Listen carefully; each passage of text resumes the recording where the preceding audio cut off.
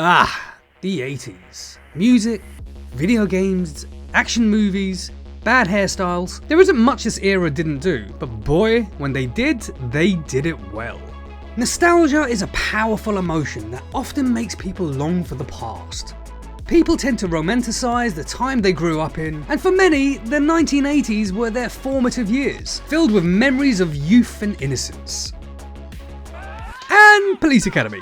Yeah, we can't forget about Police Academy. Okay. Who's next? That's me! I love it. I'd love to go. We'll both go. I'll run. But unlike a show about a load of idiots trying to join the police and the funny antics they get up to, there was also another type of cop walking the beat. Robocop!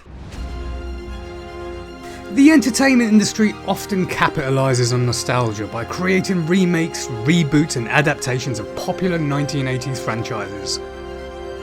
This introduces these elements to new generations and rekindles the love of the era. And what better way to do this than with video games? So without further ado, let's play Robocop Rogue City. Me, being a millennial, remembers Robocop fondly, and I have to say I was quite excited to play this game when it was first announced. The very first thing I noticed were the graphics, and I must say that I was absolutely blown away. The way this game captured the feel of an 80s Detroit street scene at night is nothing short of epic. It's clear that the developers put a lot of thought and effort into creating an immersive and visually stunning environment. One of the standout aspects of the game's graphics is the way they handle the lighting. Unlike some recent video games where lighting can be overbearing and distracts from the overall experience, Robocop takes a more modest and nuanced approach. The balance of light and shadow is top notch. The soft glow of neon signs, the warm illumination of street lamps and the subtle play of shadows all contributes to the feeling of being transported back into the time of the 1980s. Shh, pigs. Mind your own business, cop. What truly impressed me were the reflections of the puddles that dot the streets. The attention to detail in this aspect is remarkable. The way the neon signs and headlights are accurately reflected in the puddles adds an extra layer of realism to the game. It's as if you could reach out and touch the rain-slicked pavement. However, if you put a gun to my head and asked me to pick a negative point, well, the only minor drawback I noticed was an ever so slight emptiness in the atmosphere, but this can be expected in a nighttime urban environment. To be fair, nighttime scenes often have a certain quietness to them, yet it's worth noting that the game could have been a bit more immersive by adding a bit more life to the streets. Perhaps by incorporating some street food vendors, a few more pedestrians, or a few more interactive elements. The developers could have further enriched the atmosphere and made it feel even more alive.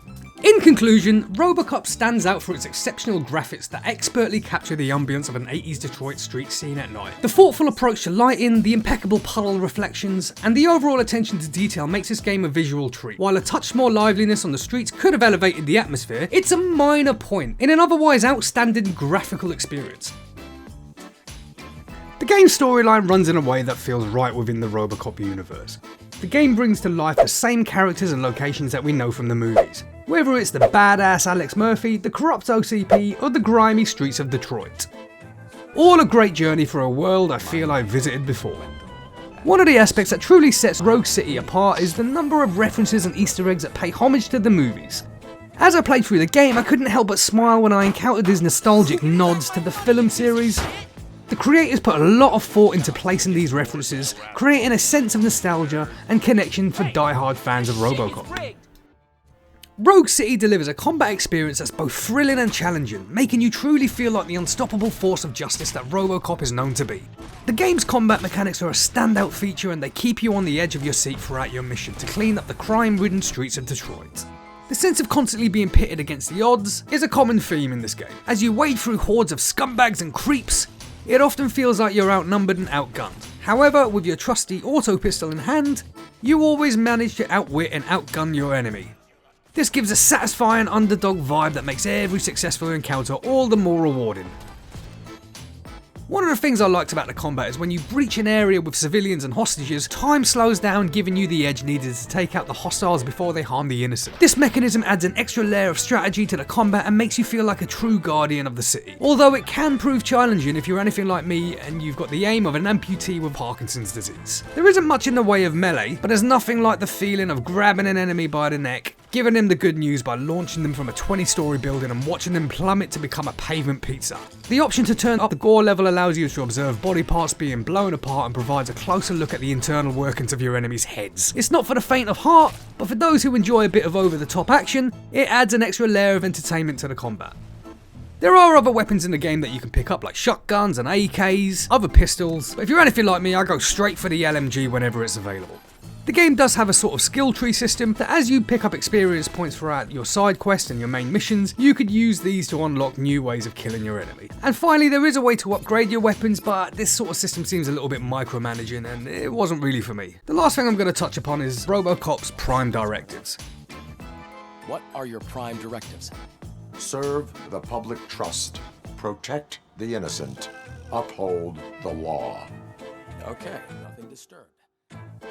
Every now and again as Robocop, you're going to come into interactions with the general public, whether that be concerned citizens, petty criminals, or other police officers. After talking to one of these individuals, you'll be given a dialogue option in response to their question, query, or concern. Depending on the choice you make will have a direct impact on the prime directives. For example, if you stop a graffiti artist in the middle of his offence, you could possibly get to choose of one of two options. One being let him off with a warning, and the other being fining him for the offence. If you decide to let him off with a warning, you'll earn some more trust with the public. However, if you decide to fine him for the offence, you lose some trust in the public, but you gain points in upholding the law. The consequences of your decisions during these dialogue options will ultimately play out further on in the storyline.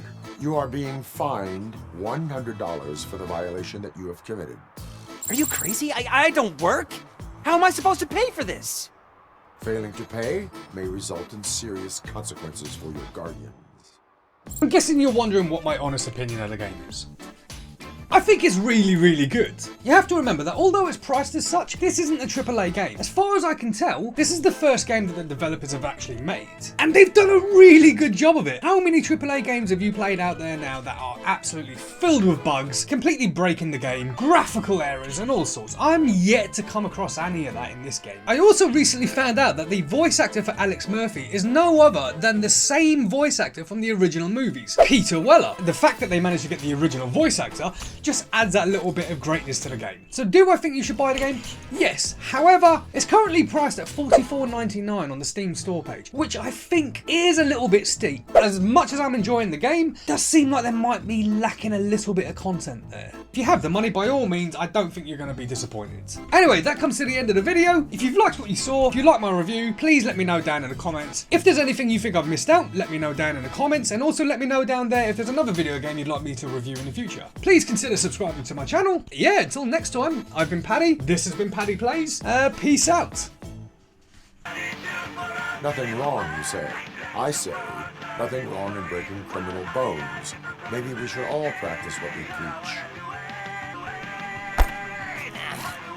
I don't know if there's something wrong with this beer or if listening to this silver nutcase made me sober up. Come on, man. Let's bail.